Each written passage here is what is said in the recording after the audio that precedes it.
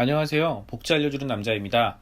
그동안 너무 바쁜 나머지 영상으로 여러분들께 정보를 드리지 못한 점과 댓글에 성실하게 답변해드리지 못한 점 죄송합니다. 앞으로는 여러분께 도움이 될 수 있도록 성실하게 활동하도록 하겠습니다. 지난 시간에는 수급받는 보장가구원, 즉 지원받는 가족 기준에 대해 살펴보았고요. 근로능력이 있으면 수급을 받을 수 없는데 어떤 기준으로 근로능력을 판정하는지에 대해서 알아보기도 했습니다. 오늘부터는 몇 회에 걸쳐 기초생활수급보장제도 수급의 가장 중요한 기준인 소득 및 재산 기준에 대해 안내해 드리도록 하겠습니다. 앞서 말씀드린 바와 같이 수급에서 가장 중요하게 판단하는 기준은 수급 신청자의 소득이 있느냐 그리고 재산이 있느냐입니다. 이렇게 이 두 가지를 소득 인정액이라고 합니다. 소득은 말 그대로 수급 가정으로 들어오는 돈을 이야기합니다. 재산은 수급 신청자가 가지고 있는 다양한 종류의 재산을 월별 소득으로 환산한 것을 이야기하고요. 이렇게 두 가지 소득과 재산을 합하여 소득 인정액이라고 부릅니다. 이 소득 인정액이 어느 정도인지에 따라 수급 여부가 결정됩니다. 제가 준비한 표를 참고하시면 각 급여별, 가구원별 소득 인정액을 파악하실 수 있을 것입니다. 참고해 주시기 바랍니다. 그 소득 인정액을 구성하는 두 가지 요소, 소득과 재산 중에 오늘은 소득에 대해서 이야기하려고 합니다. 먼저 소득의 종류에 대해서 설명해 드리고요. 소득의 종류별로 공제되는 항목에 대해서도 안내해 드리도록 하겠습니다.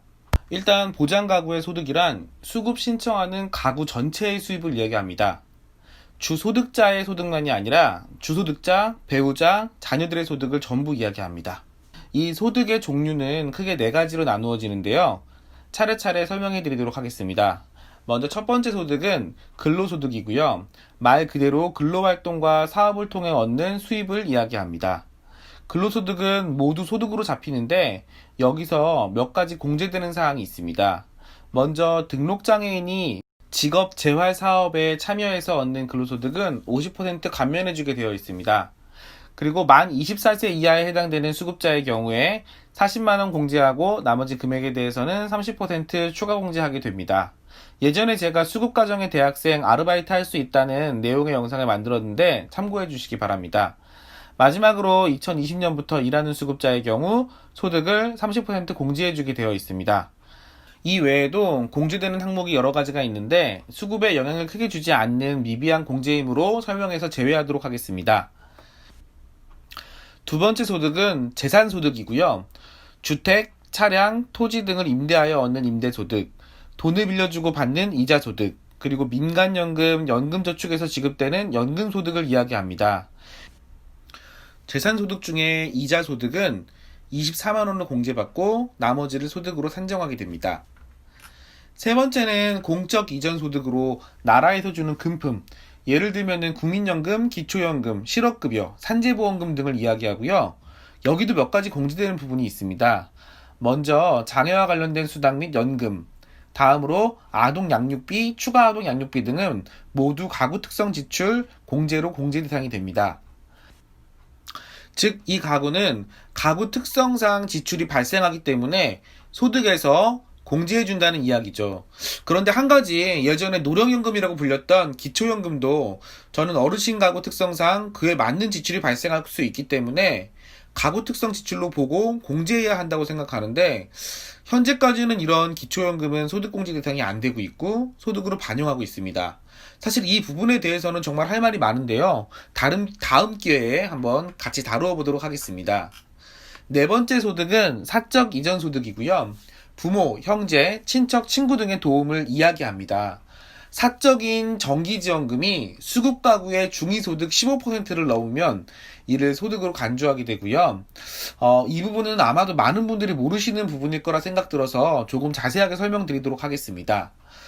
사적 이전 소득에서 말하는 정기지원금이란 1년을 기준으로 6회 이상을 지원한 것을 이야기합니다. 하지만 지원금 총액이 중위소득의 50%를 초과하는 경우도 정기지원으로 간주할 수 있습니다.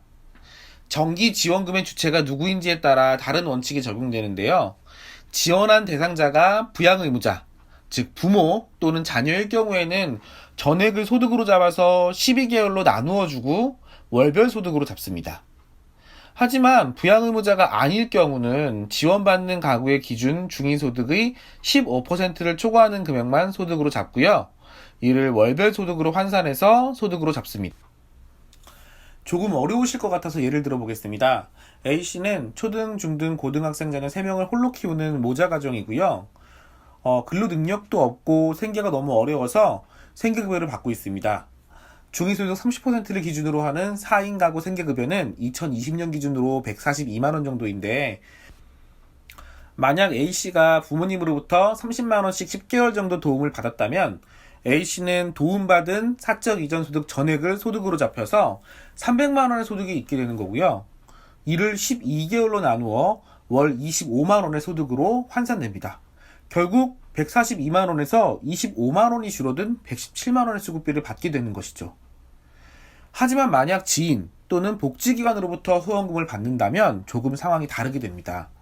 10개월간 30만원씩 지원을 받는다고 가정하면 A씨 가정의 중위소득 142만원, 그 중에 15%까지는 소득으로 잡지 않습니다. 즉, 지원금 30만원에서 약 21만원 정도는 소득으로 보지 않고 9만원만 소득으로 보는 것이고요. 10개월간 90만원의 소득이 생겼다고 간주해서 이를 12개월로 나누어 7만 5천원 정도를 제외한 134만원 정도 수급비를 수령하게 됩니다. 굉장히 큰 차이가 있죠. 이러한 사적 이전 소득 조사는 수급 신청하는 시점을 기준으로 1년을 조사하게 되어 있고요. 만약 지원해 주었던 부양 의무자 또는 후원자가 입대, 수감 등으로 소득 활동이 어려워지면 지원이 중단되겠죠. 이후에도 지원을 기대하기 어려운 경우라고 판단할 수 있고요. 해당 조사월부터 삭제가 가능합니다. 만약 이런 경우라면 주민센터에 꼭 가셔갖고 불이익을 당하지 않길 바랍니다. 지금까지 기초생활보장제도에서 선정하는 수입의 종류와 공지되는 내용에 대해 알아보았는데요. 재산이 전혀 없는 경우 위 4가지 수입의 합이 국민기초생활보장제도 수급 기준보다 낮다면 수급 신청이 가능합니다. 하지만 재산이 있으신 경우라면 다음 시간에 안내해드릴 재산의 소득 환산 기준을 보시고 판단해보시면 좋을 것 같습니다. 지금까지 어려운 내용 시청해주셔서 너무 감사드리고요. 앞으로 여러분께 더 도움이 될 수 있는 영상 제작하기 위해 노력하겠습니다. 감사합니다.